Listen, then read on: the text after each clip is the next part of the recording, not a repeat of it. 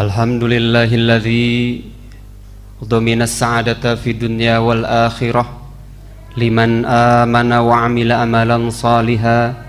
Asyhadu an la ilaha illallah wahdahu la syarika lah wa asyhadu anna Muhammadan abduhu wa rasuluh.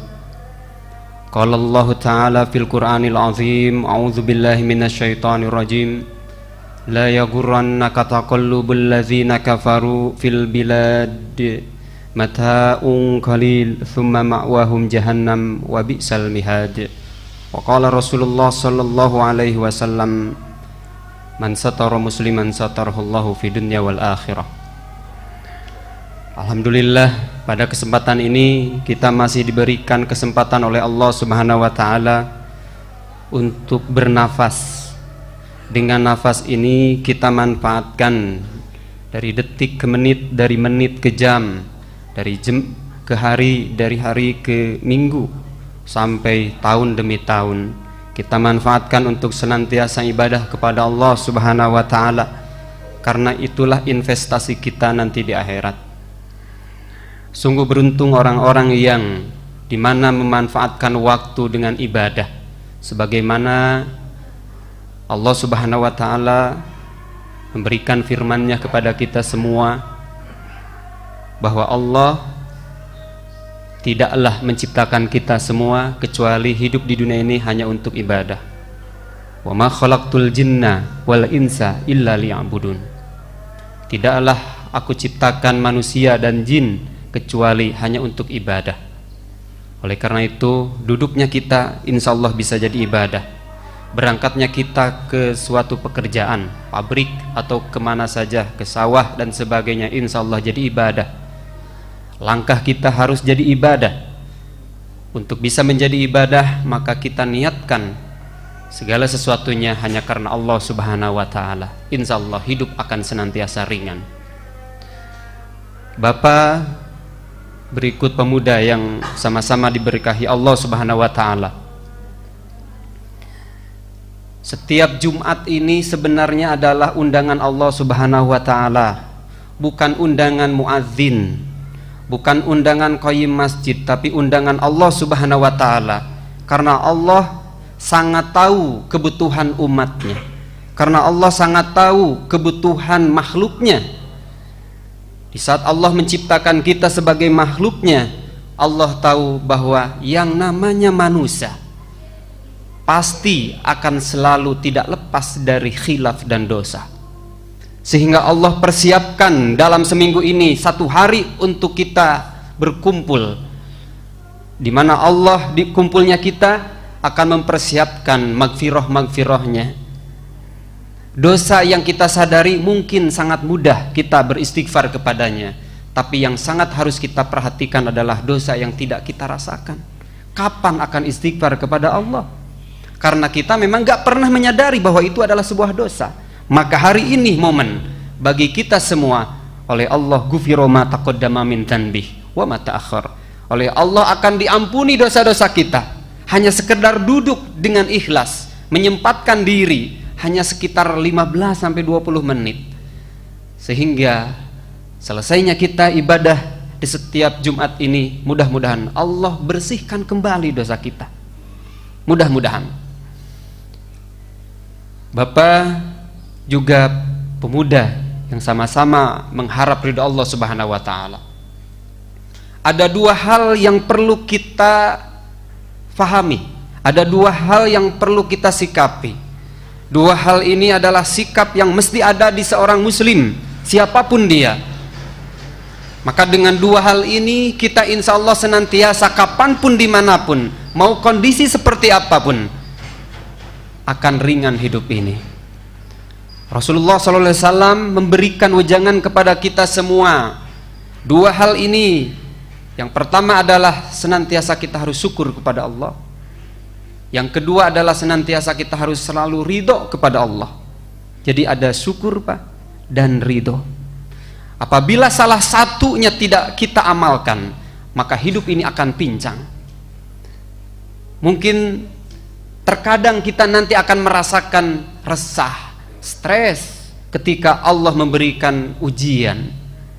Tapi ketika kita manfaatkan senantiasa hidup ini dengan ridho dan syukur, maka apapun yang Allah berikan kepada kita, imma khair wa imma syarr, apakah itu mungkin kebaikan atau keburukan, akan senantiasa kita hadapi dengan keadaan sikap yang tenang. Karena pada dasarnya yang Allah berikan kepada kita semua tentu adalah hasanah, baik.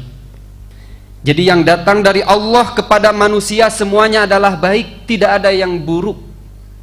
Ini yang pertama harus kita samakan persepsi, bahwa apa saja yang Allah tetapkan untuk kita itu pasti kebaikan untuk kita.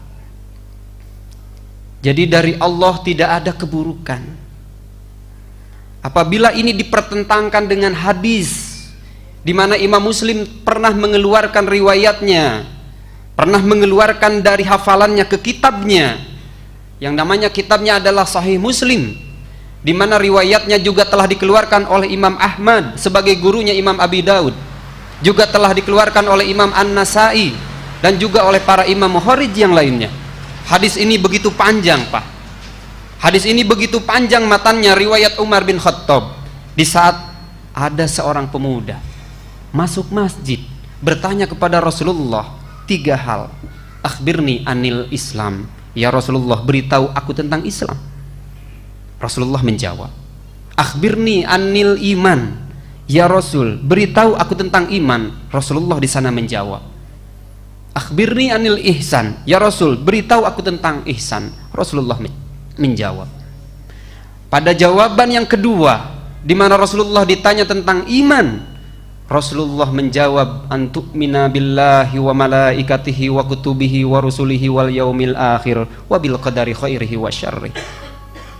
Ini rukun iman yang dipahami oleh ahlu sunnah wal jamaah, bahwa rukun iman ada 6. Sebagaimana riwayat Umar bin Khattab, beliau mendengar bahwa Rasulullah menjawab pertanyaan itu pemuda yang masuk masjid, entah dari mana datangnya pemuda ini, dengan bayadus thiyab, dengan pakaiannya begitu bersih, putih bersih, bayadus thiyab, begitu putihnya dan bersihnya ini pemuda, wasyawadus sya'ar, dan begitu hitamnya rambut pemuda ini, bertanya kepada Rasul.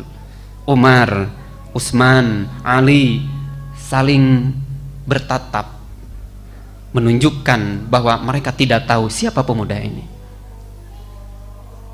Ketika dijawab oleh Rasulullah tentang rukun iman, di sana ada rukun iman yang ke-6, wabil qadari khairihi wa syarri. Antum, kalian harus iman atas ketetapan Allah, takdir Allah Subhanahu wa taala, entah itu baik dan buruk, kamu harus beriman. Maka apabila hadis ini dipertentangkan, berarti datangnya dari Allah itu selain kebaikan ada keburukan, maka ini perlu kita pahami lebih detail, perlu kita syarah hadis ini. Karena hadis ini kalau kita pahami bahwa datangnya dari Allah itu ada keburukan dan ada kebaikan, ini adalah sebuah kesalahan. Tapi hadis ini sahih. Yang perlu kita pahami apa maksud khairihi wa syarrih di sana. Karena apabila dipertentangkan dengan ayat Al-Quran, pasti hadis ini kalah. Karena hadis hanya penjelas saja tentang ayat-ayat Al-Quran. Makanya ketika kita pahami pada ayat Al-Quran, misalkan surat An-Nisa juz ke-5, suratnya surat ke-4, pada ayat 79, Allah Subhanahu wa taala berfirman, ma asabaka min hasanatin faminallah. Apa saja yang terjadi padamu terhadap kebaikan itu datang dari Allah.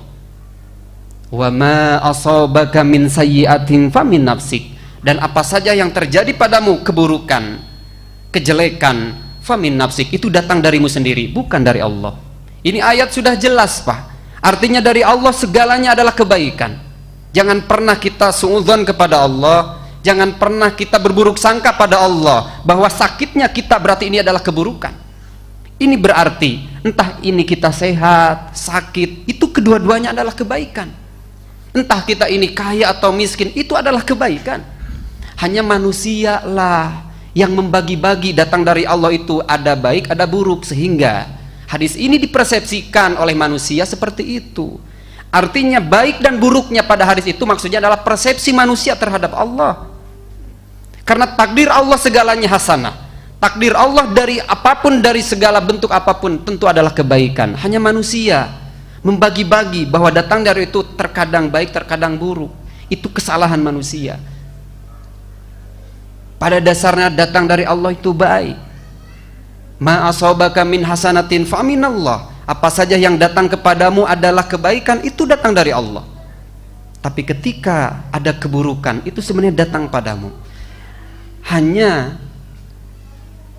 kita sebagai manusia perlu kita fahami, apakah di saat kita diberikan sakit itu adalah keburukan? Bukan, itu adalah kebaikan. Karena Allah tetapkan. Tinggal kita memahami arti hidup ini. Apa yang kita rasakan penat, apa yang rasakan kita resah, hal-hal yang negatif yang kita rasakan, perlu kita lihat hikmah-hikmah di balik itu. Gambaran miniatur kehidupan, Pak. Ini bagaikan ada seorang anak datang kepada ibunya. Mah, minta uang.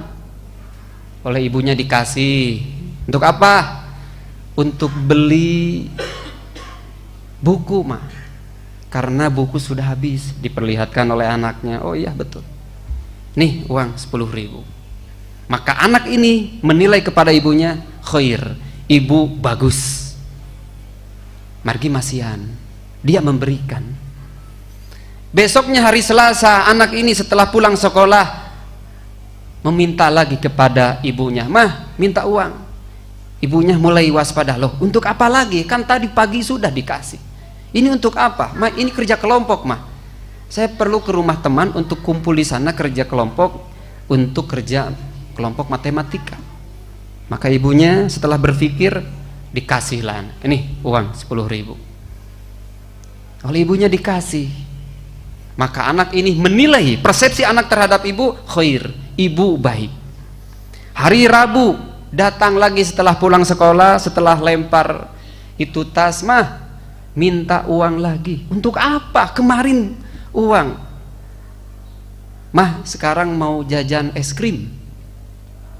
Dilihat anaknya kelihatan agak demam, maka ibunya nggak ngasih karena takut nanti batuk atau nanti sakitnya lebih parah. Tapi anak ini ketika tidak dikasih oleh ibunya, mulailah mempersepsikan ibu adalah syar, ibu buruk, ibu nggak ngasih uang. Maka syar di sini adalah persepsi manusia. Syar di sini adalah persepsi anak terhadap ibunya, padahal ibu nggak ngasih, justru kasihan kepada anak itu. Ibu tahu anak ini kalau dikasih mungkin akan menjadi parah sakitnya, sehingga apabila kita meminta kepada Allah sampai hari ini tidak dikabulkan, boleh jadi tidak dikabulkannya adalah kebaikan untuk kita. Ketika kita istighfar kepada Allah, ketika kita meminta berdoa kepada Allah siang dan malam, malah sekalipun malam tidak pernah kita lewatkan untuk sholat tahajud, meminta kepada Allah kekayaan misalkan. Tapi kenapa hari ini belum sampai saatnya, belum terjadi kekayaan itu, padahal sudah 3 tahun kita berdoa kepada Allah. Di saat tetangga kita yang jarang sholat kok dia kaya? Maka kita tetap harus mencari hikmah-hikmah di balik itu. Pasti ada kebaikan di balik itu. Ibaratnya seorang anak tadi, mungkin ketika kita tidak digabulkan, bilih batu, bilih sakit, karena Allah tahu apa kebutuhan makhluknya, sehingga apapun yang terjadi tetap datangnya dari Allah adalah kebaikan. Tinggal kita mempersepsikan hal itu, bahwa segala yang datang dari Allah adalah kebaikan. Barakallahu li wa lakum.